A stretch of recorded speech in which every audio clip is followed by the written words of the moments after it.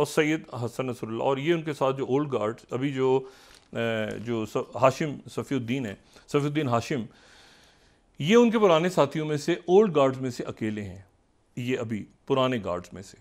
और उसके बाद जो अली कराकी हैं, उनको तो 80 के बाद, 80 81 82 के बाद वो कमी, जिनका जो दूसरे नाम आ रहा है, वो जिनका नाम है, वो तो उनकी तस्वीरें भी कम हैं और उनकी पब्लिक अपीयरेंस भी नहीं है ज़्यादा। ये जो हैं, ये जो हाशिम सफ़ीउद्दीन जो अब हिज़्बुल्लाह की क़यादत करेंगे, ये वो हाशिम सफ़ीउद्दीन हैं जिनके बेटे रिदा की शादी जनरल कासिम सुलेमानी की साहबजादी ज़ैनब से हुई है।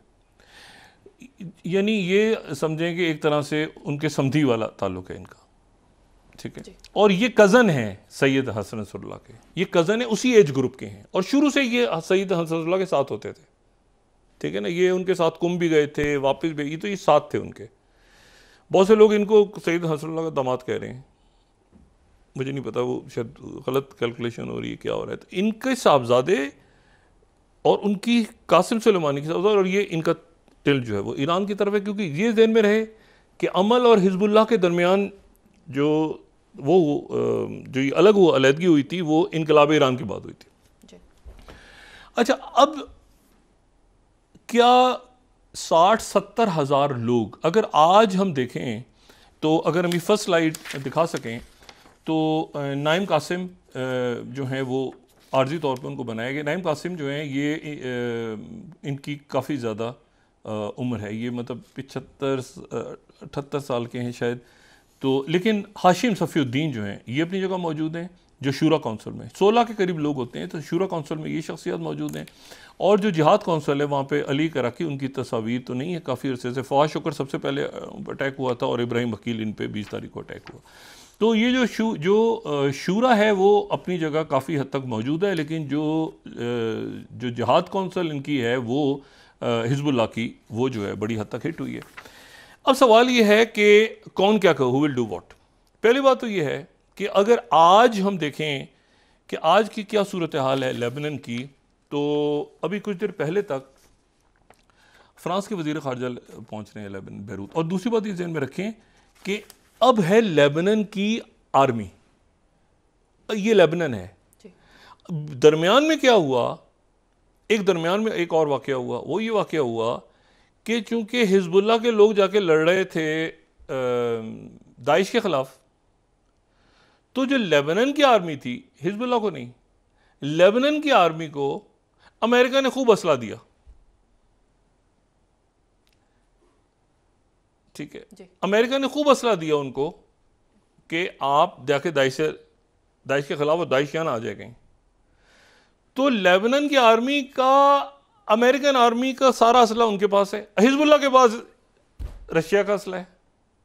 ये अब लेबनान की आर्मी अपनी जगह, वो आर्म्ड फोर्सेज है ना, मैंने आपसे कहा ना कि उनका जो स्पीकर है वो हिज़्बुल्लाह से नहीं, वो अमल से हैं, नबी बैरी, वो तब से हैं, उनके सदर भी तब से हैं। वो सिविल वॉर के अंदर जो मेरोनाइट क्रिश्चियन जनरल होते ना, वो उस वक्त जनरल थे, माइकल वॉन, एनीवे, वो चले गए मुँह छोड़ के। वो पहले फ्रांस के सफारत खाने पना ली, उन्होंने कहा मैं तो मानते ही नहीं, हिज़्बुल्लाह को नहीं छोड़ूंगा। फिर वो पेरिस में उन्होंने ली, फिर मुआहदा हुआ, वापस आए, और कैसे हिफाजत से आप देखें उनको हिज़्बुल्लाह ने कैसे तरीके से, मैं कहता हूँ ना, बहुत ज़बरदस्त वो था। अब ये कैसे आगे क्या शेप लेगी लेबनान की पॉलिटिक्स, ये देखना है। अच्छा, अब आज का अगर नक्शा ये देखें कि ये हसन नसरुल्लाह के जाने के बाद ये क्या हुआ, आज क्या हुआ, अभी कुछ देर पहले तक, तो हमें पूरे लेबनान के ऊपर स्ट्राइक्स नज़र आ रही हैं, जो जनूब में नहीं है बल्कि शुमाल तक हैं। ये जो मैंने तस्वीरें ली हैं ना, ये है शिबा वैली, ये शिबा वैली है, ठीक है ना। और ये इसके बहरहाल इसको छोड़ दें और इसको ना दिखाएं तो बेहतर है, मैं खासतौर वो दिखाएं जो ये मैप है।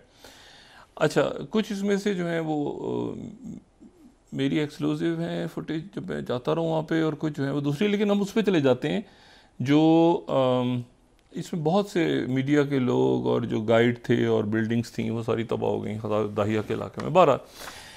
अच्छा, अब ये जो है, ये अगर हम थर्ड देखें, इसको थोड़ा सा बड़ा करें, तो लेबनान का जो इलाका है, जो ट्रिपोली का इलाका है, यानी जहाँ पर क्रिश्चियन हैं ज़्यादा, वहाँ तक भी हिट कर रहे हैं, शुमाल तक हिट कर रहे हैं। लेबनान का शुमाल भी हिट किया है इसराइल ने। और ये जो ब्लू लाइन है, जो कि मुतनाज़ ब्लू लाइन है बीच में, क्योंकि इसराइल पूरा विड्रॉ नहीं किया था, उसने 82 में एंटर हुआ था, तो बाहर जब निकला था तो पूरा नहीं निकला था, तो वो एक वहाँ पर भी एक कन्फ्यूजन है। लेकिन अगर आप देखें तो वहाँ से आगे मिसाइल भी इधर गिरे हैं। ये जो रेड कलर है, ये रेड कलर वो जो हिजबुल्लाह ने फायर किए हैं।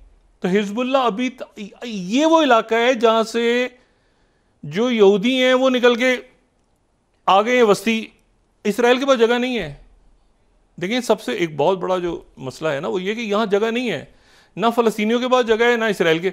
अब उनका 60-70 हज़ार बंदा जो छोड़ के वो पूरा जो लेबनान का बॉर्डर उसको भी छोड़ के आ गया, और गोलान की पहाड़ियों पे तो वो बैठे हैं गुरीले दूसरे जो कि वहाँ के जंगजू हैं।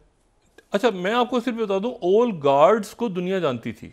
एक और मसला जो बहुत अजीब सा ना, एक तो पेनिट्रेशन अंदर हुई है, कैसे हुई है, उसमें कोई ताइवान है, उसमें कोई जो है वो मतलब है कि ये स्लीपर सेल्स में तो ऐसे होता है ना कि ये नहीं होता कि किसी बंदे को ख़रीद लो। ये जो लॉन्ग टर्म फड्डे होते हैं ना, उसमें तो होता है कि वो जनाब वो एक ही स्लीपर सेल है, वो 40 साल से उधर ही आबाद हो गया, कोई ख़ानदान, उसके बच्चे, शादियाँ, कारोबार, दुकान, उसको एक ही दफ़ा बस एक मैसेज आएगा और वो खड़ा होगा और उसने वो काम करना होगा।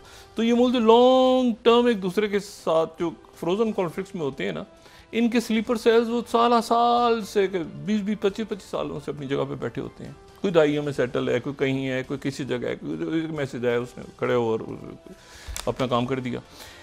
इशू ये सारा कि व्हाट नेक्स्ट, क्या ईरान में इसमें फौरी सकिन होगा? I doubt. क्या इसराइल जो है वो लेबनान के अंदर ग्राउंड ऑफेंसिव करेगा? नहीं करेगा तो अपने लोगों को कैसे लेके जाएगा आगे?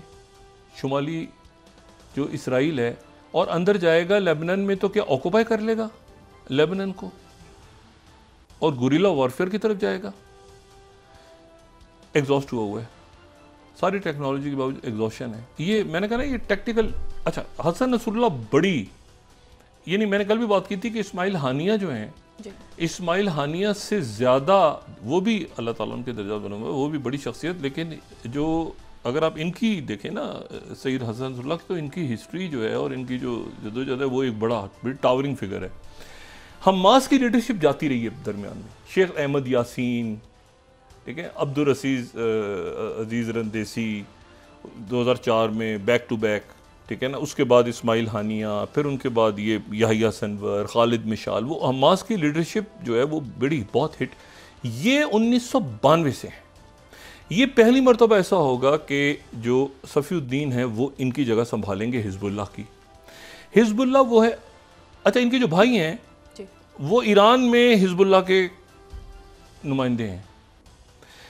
अब सवाल ये है कि क्या ये अभी एक तो चीज़ ये हमने माजी में भी देखा है कि लीडरशिप्स गई, तो लीडरशिप्स के जाने के बाद वो पार्टियां किसी और शक्ल इख्तियार कर ली। अब ओल्ड गार्ड्स तो चले गए ना। सवाल ये है कि जो नई जनरेशन है उसमें कितनी पेनिट्रेशन है, वो क्या करते हैं, क्या वो ग्रुप्स में रहते हैं, क्या एक हिजबुल्लाह रहती है, एक हिजबुल्लाह तो ऑलरेडी नहीं है, एक इराक की है, एक इधर की है, उधर की है, दाएँ की बाएँ की, आगे पीछे। और जितने ममालिक हैं अरब ममालिक जो बज़ाहिर हमास के शदीद खिलाफ हैं, अभी असल बात सुने, जितने हमास और हिजबुल्लाह के इंतहाई खिलाफ हैं और इसराइल के साथ दोस्ती, वो सब खामोशी से हमास को सपोर्ट करते हैं और हिजबुल्लाह को कि हमारे कुछ नहीं करना भाई, दूर दूर रहना ठीक है, हमसे दूर दूर रहना, हमारे अंदर जो है ना यहाँ को पटाखा मत चला देना, मुसीबत पड़ेगी।